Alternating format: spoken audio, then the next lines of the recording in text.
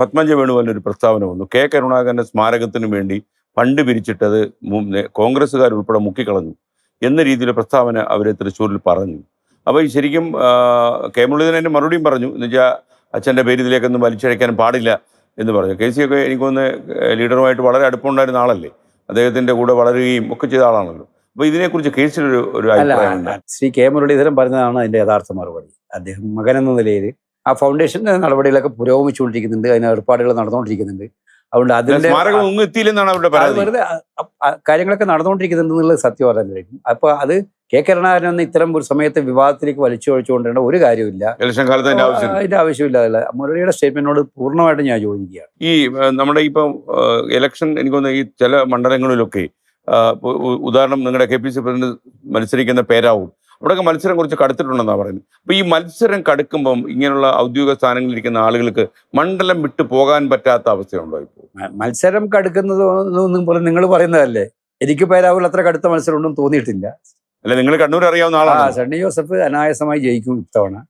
അങ്ങനെയായിരുന്നെങ്കിൽ ശൈലജ ടീച്ചറെ അങ്ങോട്ട് ആദ്യമേ അങ്ങ് പ്രിഫർ ചെയ്ത് പോകേണ്ട ആളായിരുന്നല്ലോ, അങ്ങനെ ആയിരുന്നല്ലോ ഉണ്ടായത്.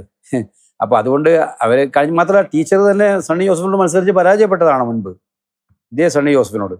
പിന്നെ അതുകൊണ്ട് സണ്ണി ജോസഫ് മറ്റു പല എല്ലാ കാര്യങ്ങൾക്കും ഇപ്പോൾ അവൈലബിൾ ആണ്. ഇപ്പം ഇന്നത്തെ കാലത്ത് കമ്മ്യൂണിക്കേഷൻ സിസ്റ്റം നന്നായി നടക്കുന്ന കാലത്ത് ഫോൺ സംസാരത്തോടെയും എല്ലാ ഗ്യാപ്പുകളും പിന്നെ നമ്മളൊരു സിസ്റ്റം ഉണ്ടാക്കിയിട്ടുണ്ട്, 2-3 പേരെ ചുമതലപ്പെടുത്തിയിട്ടുണ്ട് അദ്ദേഹത്തിന്റെ വേണ്ടിയുള്ള ജോലികൾ അല്ലേ. KC ശരിക്കും ഞാനൊക്കെ ആഗ്രഹിച്ച ഒരു മാറ്റമായിരുന്നു. ഇപ്പോൾ അമേരിക്കയിലെ പ്രസിഡന്റ് തെരഞ്ഞെടുപ്പിലൊക്കെ നടക്കുന്ന പോലെ മുഖ്യമന്ത്രി പിണറായി വിജയനും പ്രതിപക്ഷ നേതാവ് VD സതീശൻ തമ്മിൽ ഒരു ടെലിവിഷൻ വഴിയോ അല്ലെങ്കിൽ അങ്ങനെയുള്ള ഒരു മാധ്യമം വഴി ഒരു സംവാദം, ഒരു ഡിബേറ്റ് ചെയ്യാൻ തീരുമാനിച്ചു. അപ്പോൾ VD അത് ആ വെല്ലുവിളി ഏറ്റെടുത്തു. അപ്പോൾ പക്ഷേ മുഖ്യമന്ത്രി അവസാനം പറഞ്ഞത് ഫേസ്ബുക്ക് വഴിയേ ഉള്ളൂ എന്ന് പറഞ്ഞു. മുഖ്യമന്ത്രി ഏത് വെല്ലുവിളി അപ്പാ സ്വീകരിക്കാറുള്ളത്? മുഖ്യമന്ത്രി ബഡായി പറയുന്നല്ലാണ്ട് റിയാലിറ്റിയിലോട്ട് വന്നു. ഇദ്ദേഹം മുമ്പ് ഒരു കാര്യം എന്നോട് ചോദിച്ചു, വെല്ലുവിളിച്ചു. ഡിബേറ്റോ?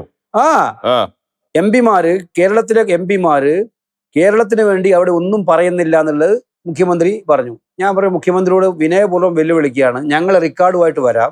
കേരളത്തിലെ എംപിമാർ അവിടെ നടത്തിയ 0 hour ഇന്റർവെൻഷൻസ്, ബില്ലുകളുടെ ചർച്ചാവേളയിലെ പ്രസംഗങ്ങൾ, അടിയന്തര പ്രമേയങ്ങൾ, ചോദ്യോത്തര വേളകൾ, ഇതെല്ലാം കൂടി കേരളത്തിലെ എംപിമാർ കേരളത്തിന് വേണ്ടി പറഞ്ഞ കാര്യങ്ങൾ ഇതെല്ലാം റെക്കോർഡിലുണ്ടാവുമല്ലോ. ഇന്നത്തെ കാലത്തൊന്നും മറിച്ചു പിടിക്കാനൊന്നും പറ്റില്ല. പാർലമെന്ററി പ്രൊസീഡിംഗ് നിങ്ങൾ നോക്കിയാലിപ്പം കിട്ടും, കേരളത്തിലെ എംപിമാർ എന്താ ചെയ്യുന്നത് നോക്കി.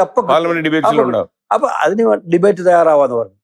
അപ്പൊ മുഖ്യമന്ത്രി പിറ്റേന്ന് പറഞ്ഞു ഞാൻ ഡിബേറ്റ് തയ്യാറാണ്, നമുക്ക് ഡിബേറ്റ് ആവാം. നിങ്ങൾ എന്താ പറഞ്ഞു? സ്ഥലവും തീയതി അങ്ങ് തീരുമാനിച്ചോട്ടെ എന്ന് പറഞ്ഞു. സ്ഥലവും തീയതി അങ്ങ് തീരുമാനിച്ചോട്ടെ, അങ്ങ് തീരുമാനിക്കുന്ന ഏത് ദിവസവും ഞാൻ വരാം. നാളെ ആണെങ്കിലും മറ്റന്നാളാണെങ്കിലും വരാം. ഇത് പഞ്ചായത്ത് തെരഞ്ഞെടുപ്പിന്റെ സമയത്താണേ, മുനിസിപ്പൽ തെരഞ്ഞെടുപ്പിന്റെ സമയത്ത്. പിന്നെ മുഖ്യമന്ത്രി ഉണ്ടായിട്ടില്ല. ഇപ്പൊ സതീശന്റെ കാര്യത്തിൽ അത് തന്നെയാണ്. സ്ഥലവും തീയതി താങ്കൾ തീരുമാനിച്ചോളാൻ പറഞ്ഞു. മുഖ്യമന്ത്രി ഒരിക്കലും പരസ്യ സംവാദത്തിൽ നിൽക്കാനുള്ള തയ്യാറാവില്ല. അത്തരം ഒരു സംവാദത്തിൽ നിന്ന് വാദിക്കാനുള്ള കാര്യങ്ങൾ അദ്ദേഹത്തിന്റെ കയ്യിൽ ഇല്ല. കോപ്പുണ്ടെങ്കിലല്ലേ വാദിക്കാൻ പറ്റുള്ളൂ. അതിന് പറ്റുന്ന കോപ്പില്ല.